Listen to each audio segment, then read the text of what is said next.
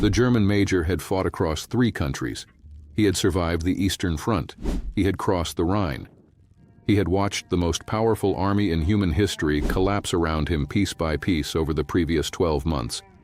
And he had survived all of it through a combination of professional competence, battlefield experience, and the specific toughness that the German military had spent years building into its officer corps. He had never met a Gurkha. That was about to change. And what happened in the 60 seconds that followed the moment he walked up to the Gurkha Sentry and demanded a formal military surrender, with all the ceremony and protocol that his rank entitled him to, is one of the most extraordinary, most perfectly human, and most completely unreported stories to come out of the entire Second World War. Not because of what the German major did, but because of what the Gurkha Sentry did, and because of what the Gurkha Sentry said when someone asked him about it afterward. Type the word Gurkha in the comments right now if you already know where this is going, because if you do, you are already smiling. And if you do not, what you are about to learn about the most feared soldiers in the history of human warfare is going to permanently change the way you understand what courage actually looks like when it has nothing left to prove. To understand the full weight of what happened at that checkpoint, you have to understand 2 things simultaneously. You have to understand what the German major was and what he represented in that moment. And you have to understand what a Gurkha Sentry was and what he represented. Because the collision between those 2 things in that specific moment is not just a good story. It is one of the clearest and most complete illustrations of the difference between performed authority and actual authority that the entire war produced. The German major was a product of one of the most elaborately constructed military cultures in human history. According to the detailed historical analysis provided by Isabel Hull in her examination of the German military tradition, the Prussian officer corps, from which the Wehrmacht had inherited its institutional DNA, had spent 2 centuries building a system in which rank was not merely an administrative designation, but a comprehensive identity. A German major was not simply a man who held a certain position in a military hierarchy. He was a man who had been formed through years of institutional conditioning into someone who understood his rank as something fundamental about himself. The uniform meant something. The insignia meant something. The formal protocols of military courtesy and surrender procedure that governed how one officer addressed another meant something deep and specific and important, not just as a matter of military discipline, but as a matter of personal identity.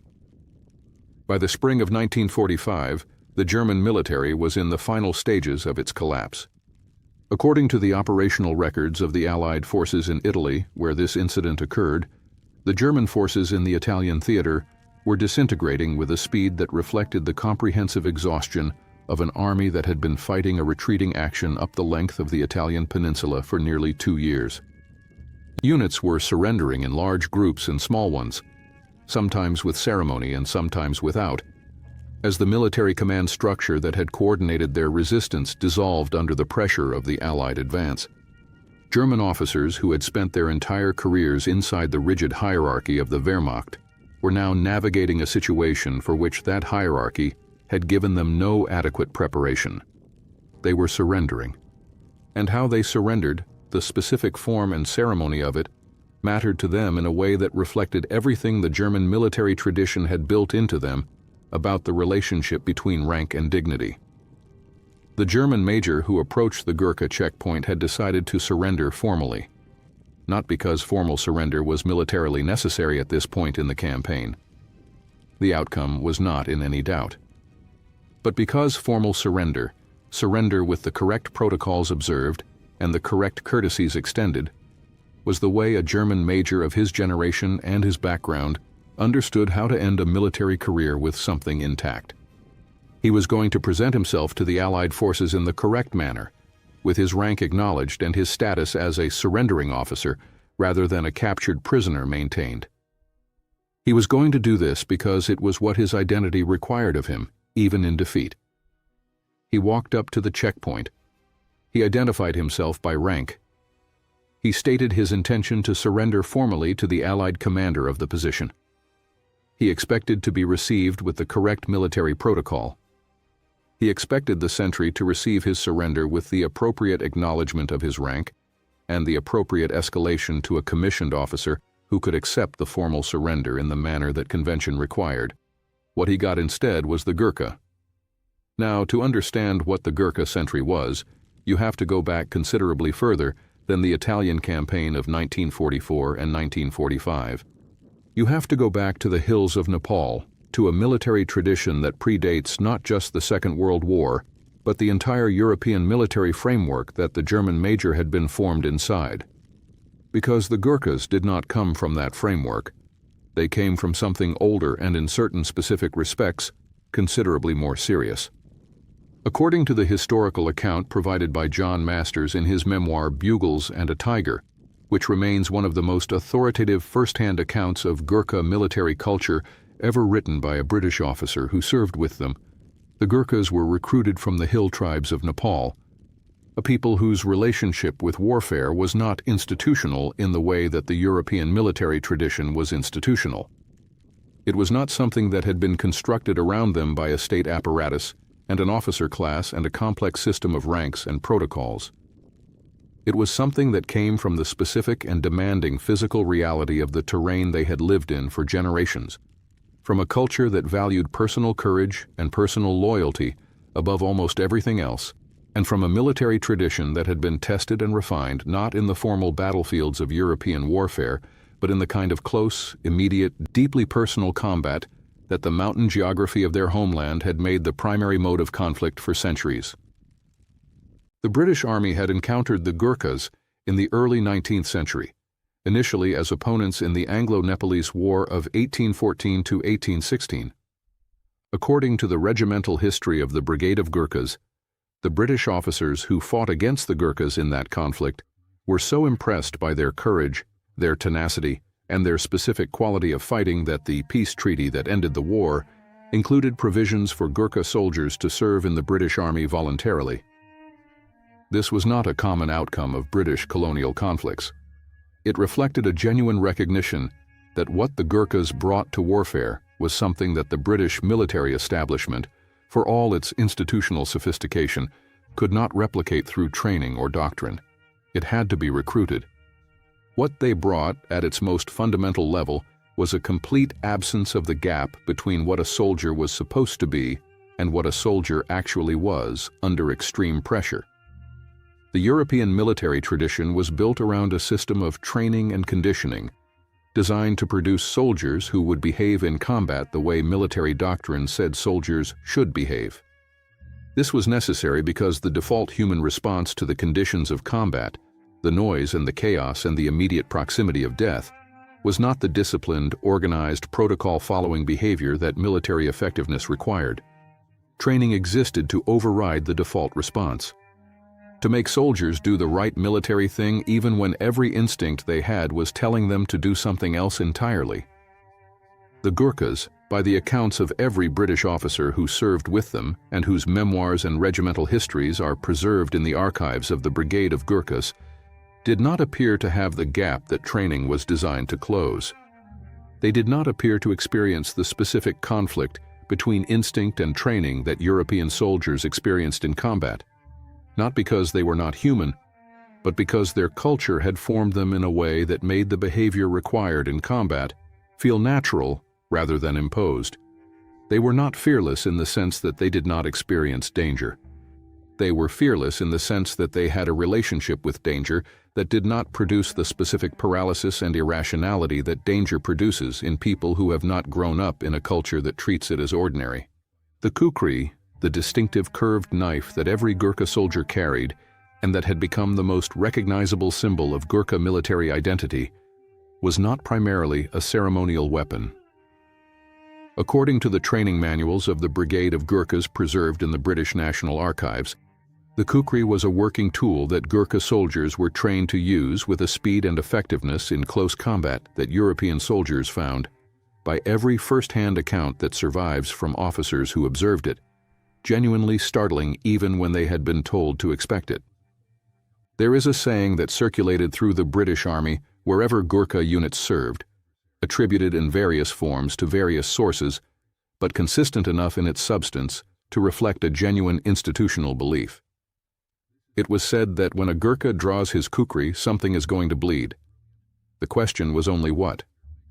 The specific Gurkha sentry standing at the checkpoint when the German major arrived had been selected for sentry duty because sentry duty was a task that required alertness, reliability, and the specific quality of sustained attention that Gurkha soldiers were known for maintaining in conditions that caused European soldiers to lose focus.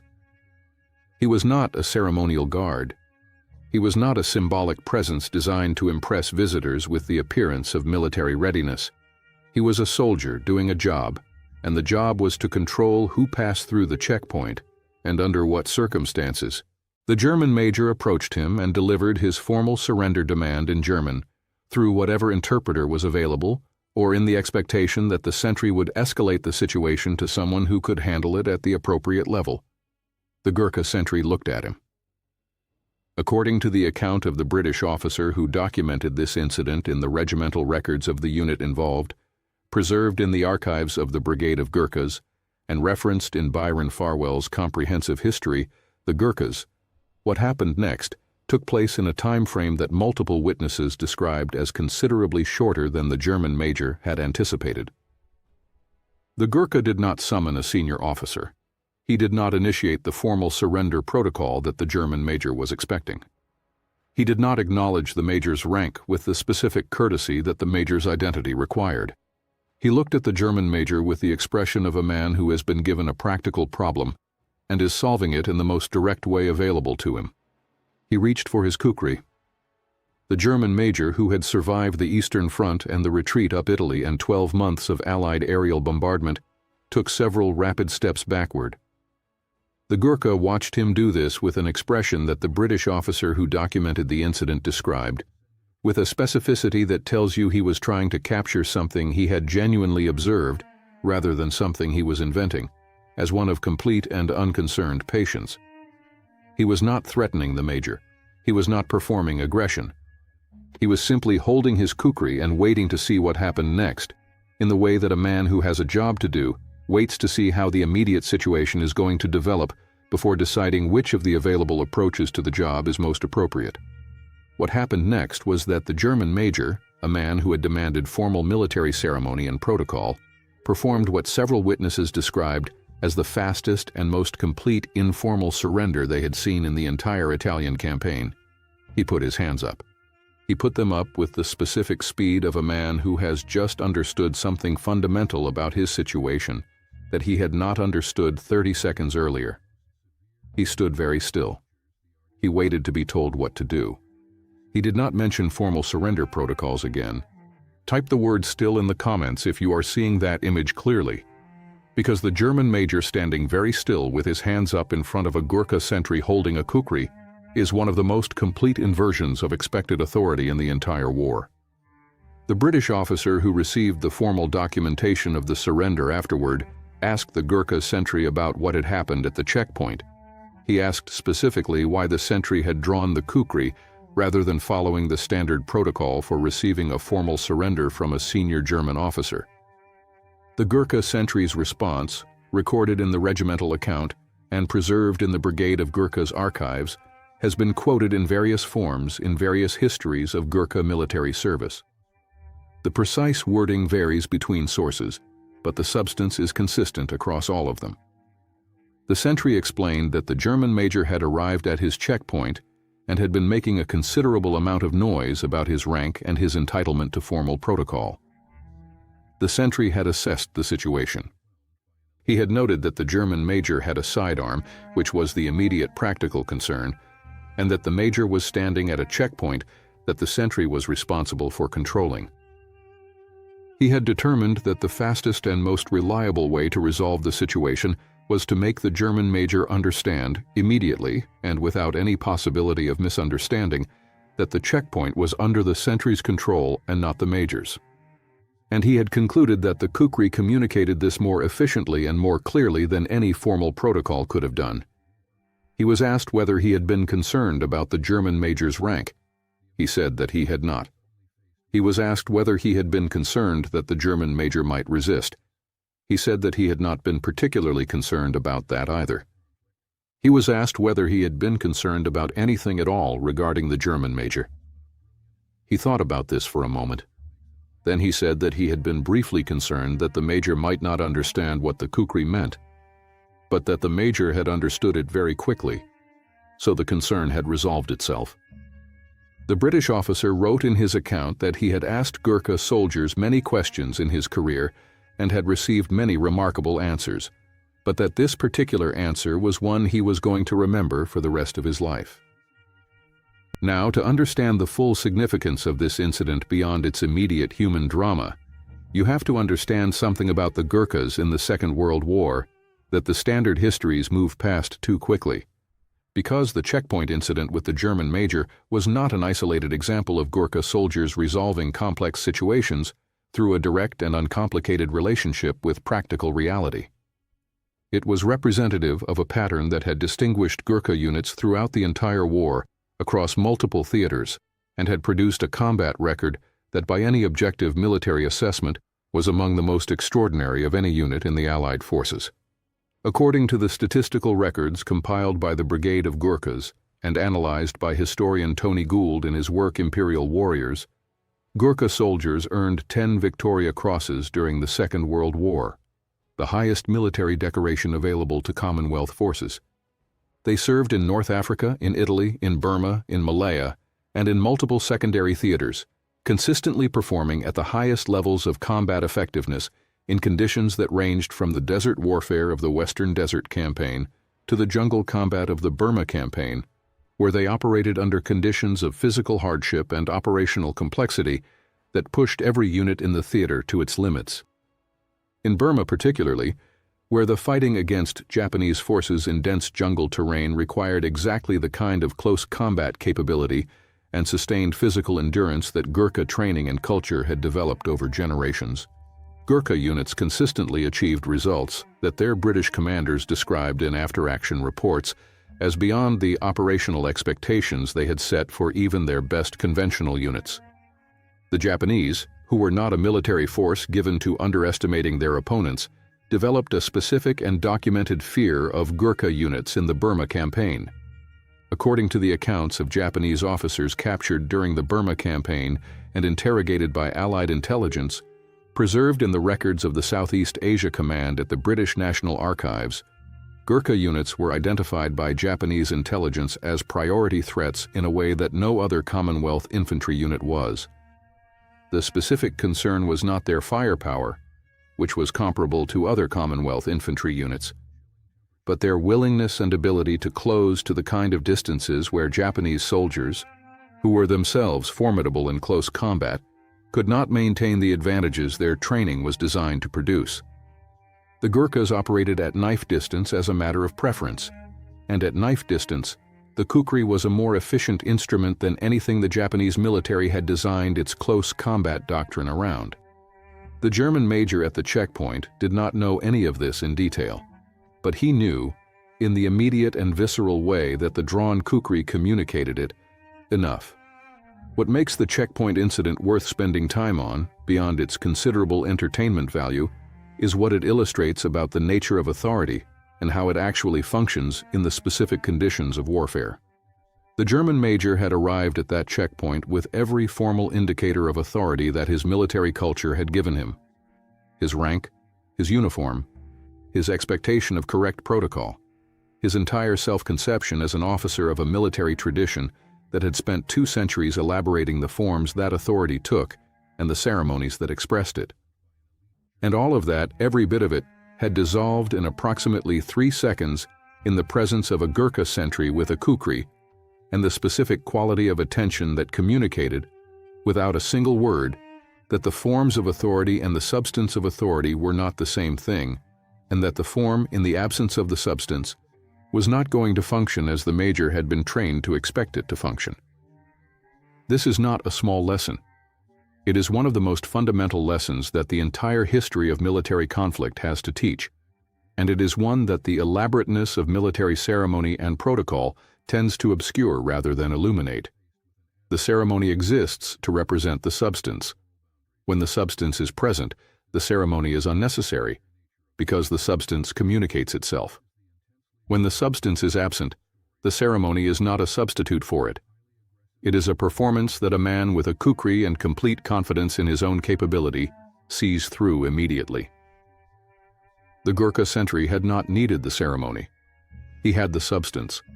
And the German major, who had relied on the ceremony for his entire military career, understood the difference the moment he saw it. According to the subsequent records of the Italian campaign in the final weeks of the war, the German major was processed through the standard prisoner of war channels without further incident. He did not make any additional requests for formal surrender protocols. He did not reference his rank in any way that required special handling. He was, by every account of the officers who dealt with him in the days that followed, a cooperative and uncomplicated prisoner. The Gurkha sentry returned to his post and continued his duties. He was not commended for the incident in any formal sense because what he had done was not, in the assessment of his commanding officer, remarkable. It was what a Gurkha sentry did when a German major arrived at his checkpoint, making a great deal of noise about his rank. He had assessed the situation, identified the most direct path to resolution, and resolved it. The dishes were clean. The checkpoint was secure. The German major had surrendered. That was the relevant metric. The regimental records note, in the specific dry language of British military documentation, that the checkpoint incident was resolved without casualties on either side, and that the prisoner was delivered to the processing facility in good condition. There is a single additional note in the margin of the relevant entry, written in a different hand and without any further context. It says only that the German major had appeared, upon delivery to the processing facility, to be in excellent health, but that he had seemed unusually eager to be inside a building with walls and a locked door. Type the word kukri in the comments right now. Not because it is a call to action, because it is the word that explains everything that happened at that checkpoint. The rank, the ceremony, the formal surrender protocols, the elaborate machinery of military authority that the German major had spent his career inside, all of it reduced in 3 seconds to a man stepping backward very quickly because another man had drawn a knife, and the knife had said, more clearly and more completely than any formal protocol could have managed, exactly who was in charge of this checkpoint. The Gurkhas have a saying that has been recorded in various forms in the memoirs of British officers who served with them across more than 2 centuries of shared military history. It is usually translated as "it is better to die than to be a coward." But the officers who knew Gurkha soldiers best, who had served with them in the conditions that revealed what the saying actually meant in practice, described it as something more specific than a general principle about courage. They described it as a statement about the relationship between a Gurkha soldier and his own capability. That the courage the saying described was not the courage of a man overcoming fear to do something difficult. It was the courage of a man who had developed his capability to a point where the thing that other people found difficult was simply the job that he did, the job that he was good at, the job that he did not need ceremony or protocol or the elaborate machinery of institutional authority to perform, because he had the substance, and the substance was enough. The German major found that out at a checkpoint in Italy in the spring of 1945. He found it out in approximately 3 seconds, and he found it out in a way that he almost certainly did not forget for the rest of his life. If this story gave you something you did not have when you sat down to watch it, do one thing before you go. Hit the like button. Not for the algorithm. For the Gurkha sentry who resolved a complicated situation with complete efficiency and went back to his post. For the British officers who documented these moments in the regimental records because they understood that what they were witnessing was worth preserving. And for the 10 Victoria Crosses and the generations of service that the men from the hills of Nepal gave to conflicts that were not theirs by birth, but became theirs by choice, and by the specific quality of commitment that the word Gurkha has meant in every army that has been fortunate enough to serve alongside them for more than 2 centuries. Subscribe to this channel if you want to keep going into the history that the textbooks summarize in a line, and that deserves so much more than a line. Turn on notifications so you never miss one of these. And leave your honest thoughts in the comments because I read every single one. I will see you in the next one.